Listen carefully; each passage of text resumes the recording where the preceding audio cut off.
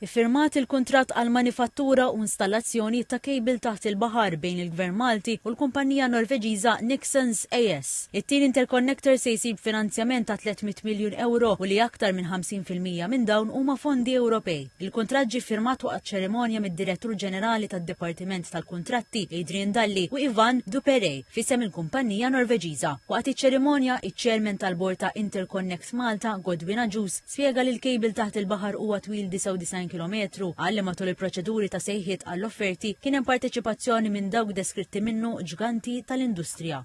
Ma' TVM News il-Perita Ġus spjega li għat-tieni interconnector instabet rotta differenti minn dik tal-ewwel biex f'każ li l-ewwel interconnector jintlaqat minn vapur, it-tieni ma jiġix affettwat u l-provvista tal-elettriku tkompli normali. Id-diffikultà teknika tiegħu qiegħda hemm anke għaliex ħajpoġġa fil-baħar li hemm ħafna unknowns ta' art u font ta' baħar u slopes, etc.